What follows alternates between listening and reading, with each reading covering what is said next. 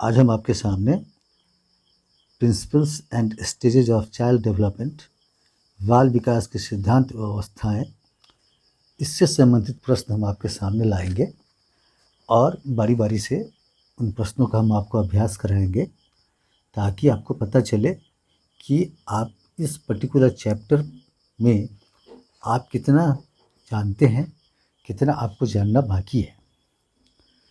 एक बात जो सबसे महत्वपूर्ण ये है कि अगर आपने इस चैनल को अब तक सब्सक्राइब ना किया हो तो आप इस चैनल को सब्सक्राइब करें और साथ साथ अगर आपको ये वीडियो अच्छा लगे तो आप इसको लाइक करें और आप इसको शेयर करें।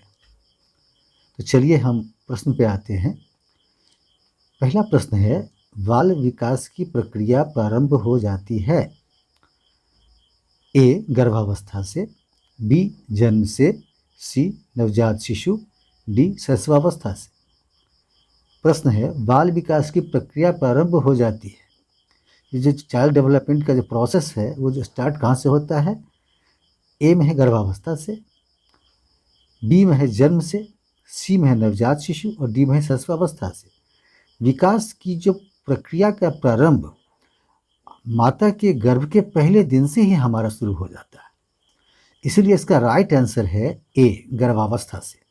क्योंकि गर्भावस्था में ही जब हम शुरू में जब हमारी माताएं गर्भ धारण करती हैं तो गर्भ धारण करने के बाद आफ्टर 22 डेज धीरे धीरे भ्रूण की स्थिति बनती है।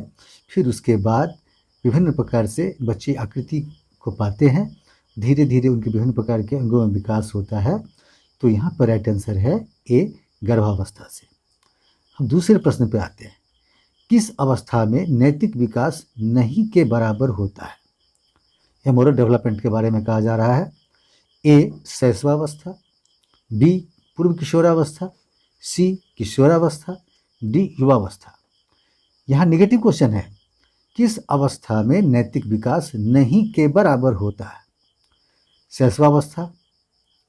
अब यहाँ क्या है कि बच्चे प्रारंभिक अवस्था में जब रहते हैं तो उस अवस्था विशेष में चूँकि बच्चों की विभिन्न प्रकार की मैच्योरिटी उनके भीतर नहीं होती, विभिन्न प्रकार का उनका डेवलपमेंट नहीं हुआ होता है, तो इसलिए उनके भीतर जो मोरल डेवलपमेंट से संबंधित जिस डेवलपमेंट की हम चर्चा करते हैं वो न के बराबर होती है। फिर आगे का प्रश्न हम देख लेते हैं। बी है पूर्व किशोरावस्था। जो पूर्व किशोरावस्था के भीतर बच्चों के भीतर डिफरेंट टाइप्स ऑफ डेवलपमेंट जो मोरल से संबंधित हैं वो हो जाते हैं, इसलिए राइट आंसर नहीं है। सी है किशोरावस्था। किशोरावस्था में बच्चों के भीतर different types of moral development बहुत तेज़ी से होते हैं, इसलिए ये भी राइट आंसर नहीं है। और डी है युवावस्था। युवावस्था में बच्चे के भीतर जो नैतिक विकास से संबंधित जो विभिन्न प्रकार की अवस्थाएं हैं उन अवस्थाओं के मार्फत विभिन्न प्रकार का विकास पूर्ण रूप से हो चुका होता है, इसलिए जो राइट आंसर है यहाँ ए है शैशवावस्था, कि इस अवस्था में बच्चों के भीतर जो शिशु के रूप में होते हैं उनके भीतर नैतिक विकास नहीं के बराबर होता है। नेक्स्ट प्रश्न पे आते हैं। बाल विशेषज्ञों ने किस अवस्था के लिए कहा है कि बालक में गतियों एवं शब्दों के पुनरावर्तन की विशेष प्रवृत्ति होती है? प्रश्न पे आते हैं हम। बाल विशेषज्ञों ने किस अवस्था के लिए कहा है कि बालक में गतियों एवं शब्दों के पुनरावर्तन की विशेष प्रवृत्ति होती है? ए है बाल्यावस्था, बी है किशोरावस्था, सी है शैशवावस्था, डी है प्रौढ़ावस्था। यहाँ प्रश्न पे गौर कीजिए कि यहाँ कहता है कि बालक में गतियों एवं शब्दों के पुनरावर्तन की विशेष प्रवृत्ति होती है। क्या होता है कि जब बच्चे खासकर जब शैशवावस्था में रहते हैं ना तो विभिन्न प्रकार के प्रतीकों के माध्यम से वो इस प्रकार की काइकोमोटो बनाते हैं और फिर जो विभिन्न प्रकार की जो गतियाँ होती हैं या विभिन्न प्रकार के शब्दों को जो दूसरों के द्वारा सुनते हैं उसके आधार पर एक विभिन्न प्रकार के पुनरावर्तन की विशेष प्रवृत्ति वो बनाते हैं अपने भीतर। तो यहाँ राइट आंसर है सी। चूँकि जो ए है बाल्यावस्था ये हो नहीं सकता, क्योंकि इस अवस्था तक आते आते बच्चे स्वयं ही सारी बातों को व्यक्त करने में सक्षम हो जाते हैं। किशोरावस्था में तो और भी सक्षम हो जाते हैं, और प्रौढ़ावस्था का क्या कहना जो डी में है, इसलिए राइट आंसर है यहाँ सी शैशवावस्था। नेक्स्ट प्रश्न पे आते हैं। जीवन के प्रथम 2 वर्षों में बालक अपने भावी जीवन का शिलान्यास करता है, यह कथन किसका है? जीवन के प्रथम 2 वर्षों में बालक अपने भावी जीवन का शिलान्यास करता है, यह कथन किसका है? आपने विभिन्न किताबों के माध्यम से अध्ययन किया होगा कि उसमें विभिन्न प्रकार के जो विद्वान हैं, चाहे एडलर हो, गुडेनफ हो, क्रो एंड क्रो हो, या फिर स्ट्रॉन्ग हो, ये सारे लोगों ने जो बच्चों के विभिन्न प्रकार की जो स्थिति शुरू के स्टेज में होती है, शुरू के वर्षों में होती है, उसके बारे में अपनी अपनी बात कहते हैं। इसलिए ये जो कथन है कि जीवन के प्रथम 2 वर्षों में बालक अपने भावी जीवन का शिलान्यास करता है, यह कथन है स्ट्रैंग का। राइट आंसर यहाँ पे है स्ट्रैंग ए, और बी, सी, डी, एडलर, गुडेनफ और क्रो एंड क्रो, ये रॉन्ग आंसर है। राइट आंसर यहाँ पे है ए। नेक्स्ट प्रश्न पे आते हैं। बालकों में उचित अनुचित की समझ उत्पन्न करने के लिए क्या किया जाना चाहिए? ए, कर्तव्य पाठ की शिक्षा देनी चाहिए। बी, कठोर अनुशासन लागू करना चाहिए। सी, कठोर दंड का सहारा लेना चाहिए। डी, प्रशंसा, निंदा, पुरस्कार एवं उचित दंड का प्रयोग करना चाहिए। प्रश्न पे आते हैं कि बालकों में उचित अनुचित की समझ उत्पन्न करने के लिए क्या किया जाना चाहिए? क्या है जायज़, क्या है नाजायज़, क्या है सही, क्या है गलत, इसकी समझ बच्चों में उत्पन्न करने के लिए क्या किया जाना चाहिए? यहाँ ए में है कर्तव्य पाठ की शिक्षा देनी चाहिए। चलिए कुछ हद तक जायज़ है ये। बी में है कठोर अनुशासन लागू करना चाहिए। ये कदापि संभव नहीं है। बच्चे के भीतर जो डिफरेंट टाइप्स ऑफ एबिलिटीज़ को डेवलप करने में जो कठोर अनुशासन है, इसको कहीं से भी इसकी गुंजाइश नहीं है। इसे रॉन्ग आंसर है। सी है कठोर दंड का सहारा लेना चाहिए, ये भी रॉन्ग आंसर है। डी है प्रशंसा, निंदा, पुरस्कार एवं उचित दंड का प्रयोग करना चाहिए, ये उत्तर की तरफ इशारा करता है। तो ए और डी इस दोनों में से जो सबसे अप्रोप्रिएट है वो डी है। प्रशंसा, निंदा, पुरस्कार एवं उचित दंड का प्रयोग करना चाहिए। ऐसा करने से क्या होगा कि बच्चे के भीतर उसका कॉन्फिडेंस जगेगा। जब हम बच्चों की प्रशंसा करते हैं, या कभी कभी क्या होता है कि बच्चों की निंदा हम इस प्रकार से करते हैं कि बच्चों को थोड़ा सा मोटिवेशन मिले। कभी कभी बच्चों को हम कुछ अच्छा काम करने के लिए, सही काम करने के लिए हम बच्चों को पुरस्कार देते हैं। या कभी कभी ऐसा होता है कि इस प्रकार से दंडित करते हैं कि जिससे बच्चों को मोटिवेशन आए, उनको सीख आए, उनकी समझ में विकास आए। इसलिए राइट आंसर यहाँ पे है आपको डी। नेक्स्ट प्रश्न पे आते हैं। प्रश्न है शैशवावस्था में शिशुओं की कल्पना कीजिए। कल्पना शक्ति का, हम फिर से इसको पढ़ते हैं। शैशवावस्था में शिशुओं की कल्पना शक्ति का रचनात्मक दिशा में विकास करने हेतु किया जाना चाहिए। ए, शिशुओं को विभिन्न प्रकार के छोटे मोटे काम कराते हुए पढ़ाना। बी, मनोरंजक कहानियों एवं चित्रों आदि का प्रयोग किया जाना चाहिए। सी, शांत, सुंदर एवं स्वस्थ वातावरण का सृजन करना चाहिए। डी, शिशुओं की संशयात्मक जिज्ञासा को शांत करना चाहिए। प्रश्न को ठीक से समझिए। शैशवावस्था में शिशुओं की कल्पना शक्ति, जो इमेजिनेशन पावर है ना, उसका रचनात्मक दिशा में विकास करने के लिए, क्रिएटिव वे में डेवलप करने के लिए क्या किया जाना चाहिए, ताकि बच्चे के भीतर जो क्रिएटिविटी से संबंधित जो एबिलिटीज है उसका डेवलपमेंट हो सके।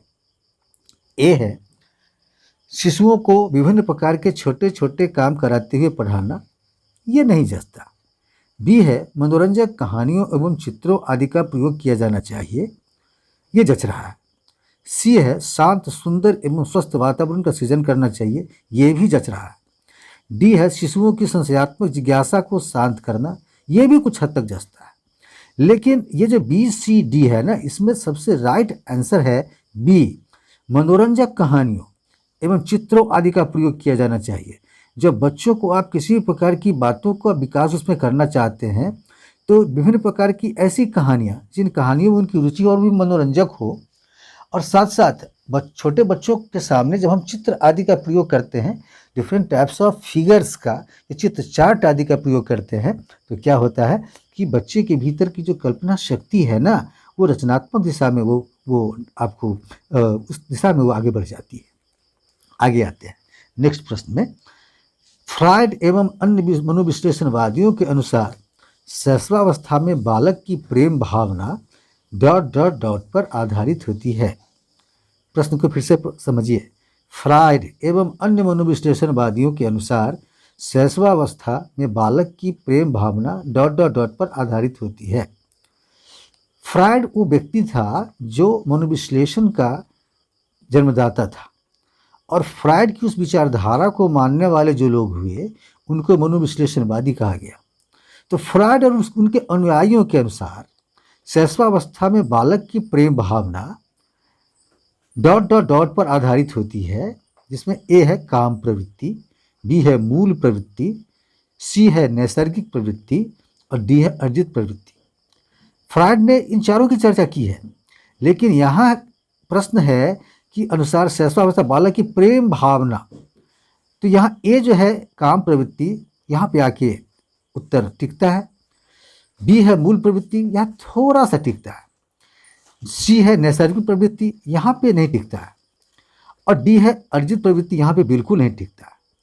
फ्रायड ने different types of sexual development के बारे में अपने साइको एनालिटिक जो उसकी थ्योरी है उसमें उसने बृहद रूप से चर्चा की है, और उसमें उसने बताया है कि बच्चे के भीतर जो विभिन्न प्रकार की जो प्रेम से संबंधित जो भावनाएं होती हैं वो काम प्रवृत्ति पर आधारित होती हैं, इसलिए यहाँ पर राइट आंसर ए है।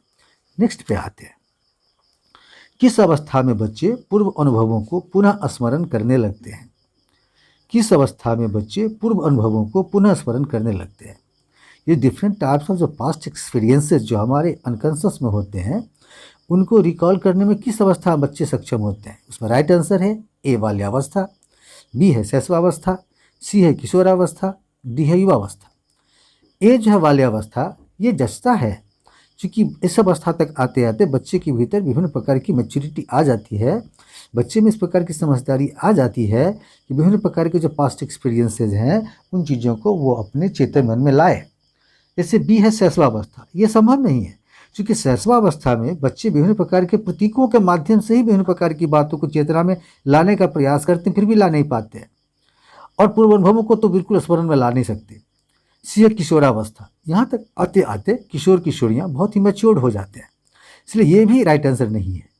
और डी है युवावस्था, युवावस्था में तो इंसान हर प्रकार की बातों से लैस हो जाता है, और वहाँ पे ये जो उत्तर है ये नहीं टिकता। यहाँ जो उत्तर टिक रहा है या जो उसका अप्रोप्रिएट आंसर हो रहा है वह बाल्यावस्था। बाल्यावस्था में क्या होता है, खासकर पूर्व बाल्यावस्था में तो ये इसकी झलक मिलनी शुरू होती है, लेकिन जब उत्तर बाल्यावस्था में बच्चे आते हैं तो डिफरेंट टाइप्स ऑफ जो पास्ट एक्सपीरियंसेस जो उसके अचेतन मन में दबित होता है, वो सारी चीज़ें जब उसको अगर पुनः स्मरण करता है, रिकॉल करता है, तो वो उसकी चेतना में आ जाती हैं। इसलिए राइट आंसर यहाँ पे है ए। हम नेक्स्ट प्रश्न पे आते हैं, एक नवजात शिशु की औसत लंबाई होती है, एक नवजात शिशु की औसत लंबाई होती है ए 20 इंच, बी 10 इंच, सी 30 इंच, डी 5 इंच। आपने ग्रोथ एंड डेवलपमेंट में भी आपने इसको पढ़ा होगा कि एक नवजात जो शिशु होते हैं ना, वो जन्म जब लेते हैं तो जन्म लेने के तुरंत बाद जब उनकी लंबाई को मापा जाता है तो मापने के दरमियान ये माना जाता है कि एवरेज बच्चे की उम्र 20 इंच के बराबर होती है। संभव है कि 1-2 इंच कम हो सकता है, 1-2 इंच ज़्यादा भी हो सकता है, लेकिन ये जो आंसर है बी 10 इंच, सी है 30 इंच, ये डी जो है 5 इंच, ये रॉन्ग आंसर है, ये सही उत्तर नहीं है। नेक्स्ट प्रश्न पे आते हैं, जन्म के समय एक नवजात शिशु का औसत भार होता है, जन्म के समय एक नवजात शिशु का औसत भार होता है ए 10 पाउंड, बी 7.5 पाउंड, सी 12 पाउंड, डी 5 पाउंड। ए जो है 10 पाउंड, ये कुछ ज़्यादा ही वेट है, ये बच्चे जन्म लेने के 1 महीने के बाद बच्चे का ये वज़न होता है। बी है 7.5, 7.5 पाउंड, इसके आसपास ही बच्चे का वज़न रहता है, इसमें थोड़ा सा कम भी हो सकता है, थोड़ा सा ज़्यादा भी हो सकता है। फिर आगे आते हैं, सी है 12 पाउंड, ये 12 पाउंड का जो वज़न है ये बच्चों का लगभग जब बच्चे जन्म लेने के बाद जब बच्चे 60 या फिर 70 दिन के आसपास होते हैं तो वहाँ बच्चों का ये वज़न होता है, इसलिए ये भी राइट आंसर नहीं है। और डी है 5 पाउंड, ये 5 पाउंड ये बहुत ही कम है, बच्चे जब लगभग 6 से 7 महीने के बीच के जो होते हैं, जब वो माँ के गर्भ में होते हैं, ऐसे समय में बच्चे का वज़न उतना होता है। तो यहाँ पर राइट आंसर है बी 7.5 पाउंड, 7.5 पाउंड, यही उनका राइट आंसर है। इसी प्रकार से उपरोक्त मैंने जिन प्रश्नों की चर्चा की आपके सामने, इससे आपको अंदाज़ा लग गया होगा कि आप इन प्रश्नों को किस प्रकार से हल कर सकते हैं या आप इसको कैसे जानते हैं। मैंने कोशिश की है कि मैं आपको प्रश्नों के उत्तर किस प्रकार से सही हैं, किस प्रकार से सही नहीं है, हमने उसके बारे में आपके सामने चर्चा की है। आगे इसी प्रकार से फिर आपके सामने विभिन्न प्रकार के प्रश्नों को लेकर आएंगे।